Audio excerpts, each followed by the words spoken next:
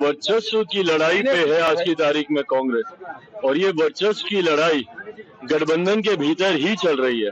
किस तरीके से पीढ़ियां बर्बाद हो गई, पीढ़ियां मजबूर हो गई बिहार छोड़कर दूसरे राज्यों में, दूसरे देशों में जाने के लिए।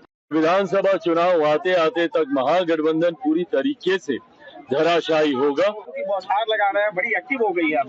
बिल्कुल एक्टिव हो गई है, और वर्चस्व की लड़ाई पे है आज की तारीख में कांग्रेस, और ये वर्चस्व की लड़ाई गठबंधन के भीतर ही चल रही है।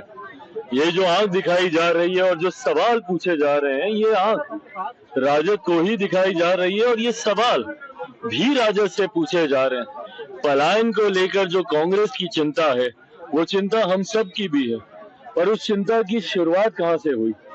याद करें 90 का वो दशक। हर वो युवा जो आज की तारीख में संभवतः मेरी उम्र का होगा या मुझसे ज्यादा उम्र के होंगे, या वो बुजुर्ग जिन्होंने 90 के दशक का वो दौर देखा, उनको आज भी वो याद होगा कि किस तरीके से पीढ़ियां बर्बाद हो गई, पीढ़ियां मजबूर हो गई बिहार छोड़कर दूसरे राज्यों में, दूसरे देशों में जाने के लिए। क्यों?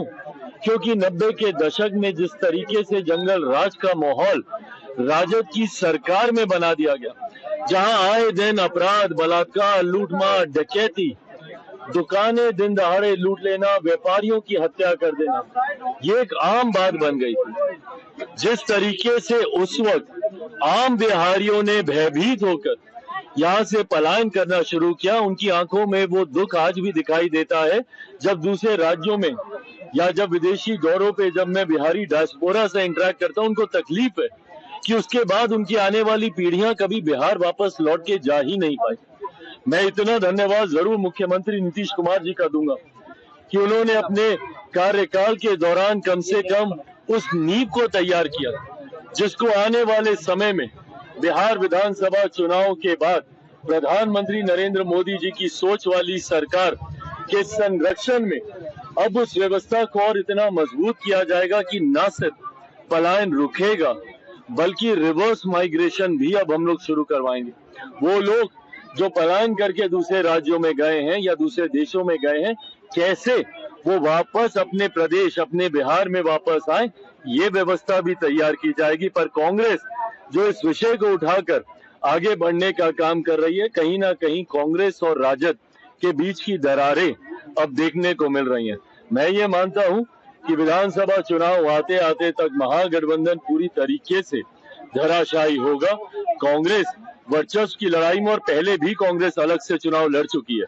2019 का लोकसभा का चुनाव हम लोग देखें, उस वक्त भी कांग्रेस ने अलग चुनाव लड़ने का कार्य किया। मैं मानता हूं कि विधानसभा के चुनाव आते आते तक कांग्रेस राजद के मतभेद इतने बढ़ेंगे कि ये लोग अलग होकर चुनाव लड़ेंगे। बहरहाल लड़ते हैं नहीं लड़ते हैं, ये इनकी चिंता का विषय है।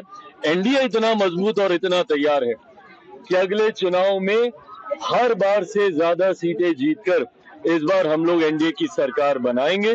225 से ज्यादा सीटें इस बार एनडीए गठबंधन जीतने जा रहा है।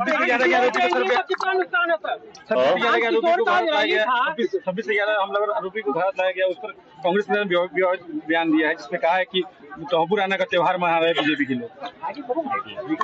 कांग्रेस अपने कार्यकाल में तो ये कर नहीं पाई, और किसी आतंकी को पकड़ना तो बहुत दूर की बात है। कांग्रेस के कार्यकाल में आतंकियों का मनोबल इतना ज्यादा बढ़ गया था कि देश के फाइनेंशियल हब मुंबई तक वो लोग पहुंच गए।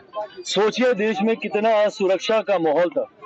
लोग उस वक्त कितने भयभीत थे कि अगर मुंबई तक लोग पहुंच के अगर अटैक कर रहे हैं, पहले तो सीमावर्ती इलाकों में ही आतंकी गतिविधियां होती थी, पर जिस तरीके से कांग्रेस के शासनकाल में महाराष्ट्र तक आतंकियों ने अपने पैर पसार लिए थे, उसी का परिणाम है कि उसके बाद देश की जनता ने पूरी तरीके से कांग्रेस और उनके साथियों को नकारने का काम किया। आज ये इच्छा शक्ति मेरे प्रधानमंत्री में ही है, और उन्हीं में हो सकती थी कि देश के इतने बड़े आतंकी को वो वापस लेकर आए हैं।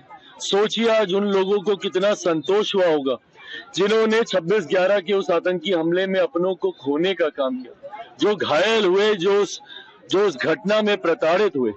आज कहीं ना कहीं उनको न्याय की उम्मीद जागी है, और उम्मीद ही नहीं, पूरा विश्वास है कि बहुत जल्द जांच पूरी होके कड़ी से कड़ी, सख्त से सख्त सजा इस आतंकी को हम लोग देने का काम करेंगे, न्याय प्रणाली देने का कार्य करेगी।